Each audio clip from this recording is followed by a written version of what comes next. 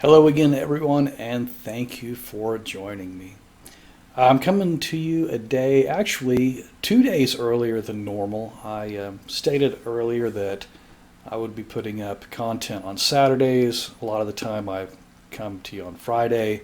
Today is Thursday, December 30th, 2021. We have today and tomorrow left in the year, and I hope that next year is better for all of us.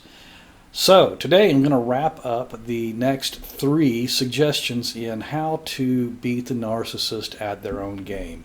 Remember rule number one, if it even needs to be stated, if you can go no contact and never look back.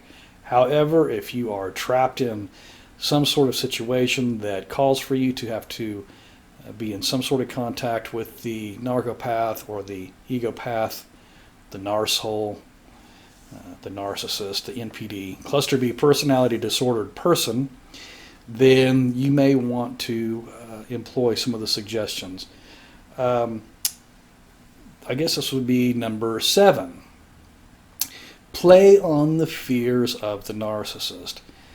Narcs are generally pretty fearful people anyway. They operate out of a darkness, a dark heart, fear, and they operate out of a negative personality.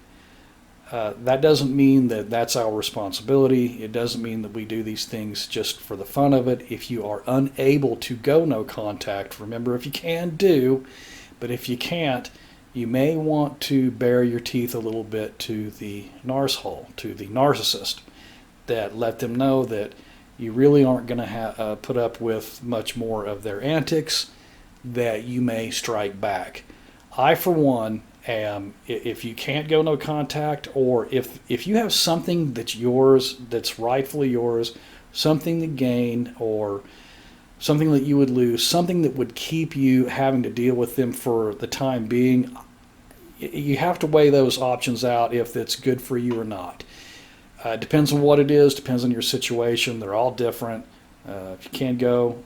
If you can't, these are just suggestions. But play on the fears. Let them know that you may strike back. Strike back if you have to. Don't kowtow. Let them have all of your belongings. Let them have your reputation. Let them have whatever, and just walk off. If you can do something about it, do something about it. Okay. If you do have to be in contact with the narcissist, frustrate them. Okay, only answer them if you have to. Maybe it's per a court order. Maybe there's something that you have to talk about. It's going to frustrate the hell out of them if you don't run and jump every time that they text, email, or call you. Just it's all right to let them be frustrated.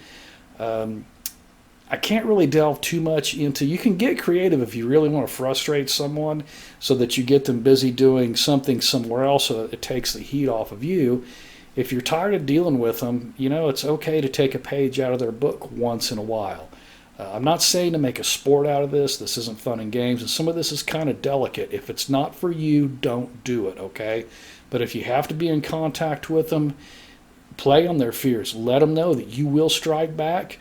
Let them know that you're not going to put up with their nonsense anymore, and frustrate them if you have the opportunities to do. Like I said, be creative. I'm sure you can find some way. Last but not least for this content, for what we're talking about today, use the law.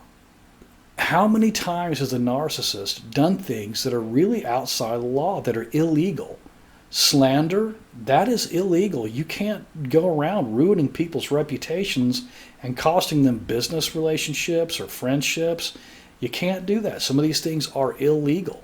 There are many parts of the world, and business world and personal worlds as well. If you're doing these things, or rather if the narcissist is doing these things, there are things you can do to hold them accountable. Use the damn law against them. They're probably breaking the law in some way anyway.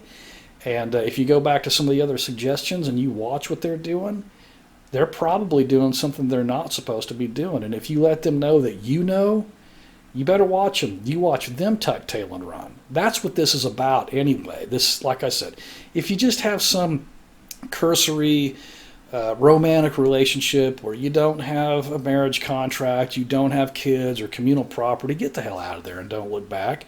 Don't try any of this. But if you're tangled up with one of these monsters and you have to be, don't.